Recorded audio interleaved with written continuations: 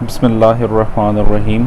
आज हम आपको बताएंगे लास्ट लेक्चर में जैसा कि आपको बता चुके हैं introduction of an accounting.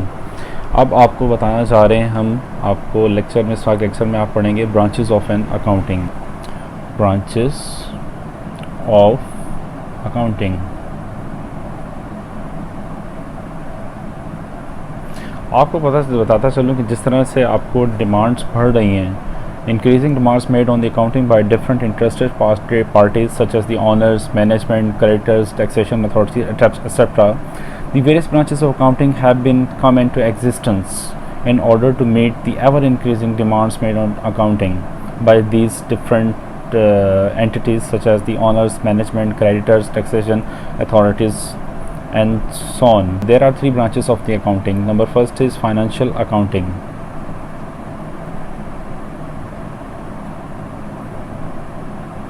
Number first is financial accounting.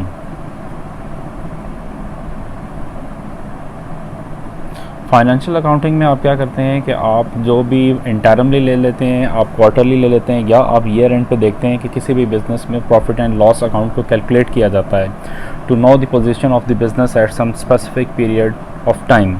किसी भी पीरियड पे आप किसी भी बिज़नेस की एवेलुएशन करना चाहें उसके कि वो कहाँ पर खड़ा है इस वक्त, तो उसके लिए आप फाइनेंशियल अकाउंटिंग से प्रॉफिट एंड लॉस कैलकुलेट करते हैं। फाइनेंशियल अकाउंटिंग में प्रॉफिट एंड लॉस को कैलकुलेट किया जाता है। Profit and loss account, profit and loss को कैलकुलेट किया जाता है किसी भी, लेट्स सपोज कोई भी कंपनी या कोई भी ऑर्गेनाइजेशन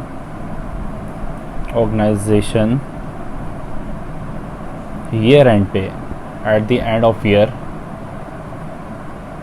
अपना profit and loss account calculate करती है to know the position of the business at some specific period of time.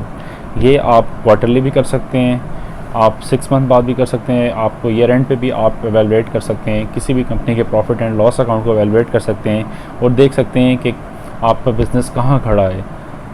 You can check the position of your business at some specific period of time with the help of the financial accounting. Second branch of accounting is cost accounting.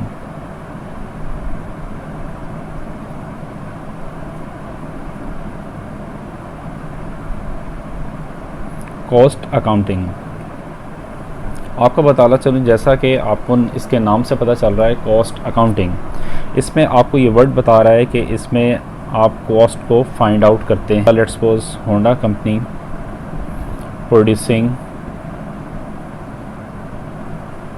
Cars, क्या कर रही है? Cars कर रही है। कितने units, जितने what ever जितने भी यूनिट्स है वो प्रोड्यूस कर रही है annually eight the end of the year, या जो भी प्रोडक्शन हो रही है। Let's suppose Honda company produce कर रही है कार्स, तो उसमें जो कॉस्ट, उनकी जो कॉस्ट ऑफ मैन्युफैक्चरिंग होगी, कॉस्ट ऑफ मैन्युफैक्चरिंग अकाउंटिंग, जिसमें कॉस्ट ऑफ मैन्युफैक्चरिंग गुड्स और द प्रोडक्शन जिसमें फाइंड आउट की जाती है, तो वो आपको बताता चलूँ उसे कॉस्ट अकाउंटिंग कहते हैं।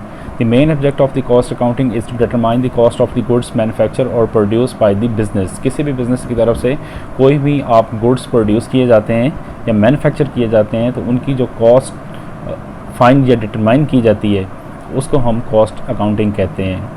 It helps the management of the business, ये जो आपकी मैनेजमेंट होती है किसी भी बिज़नेस की, उसको हेल्प करती है in controlling the cost by indicating avoidable losses and the waste. और number third is managerial accounting.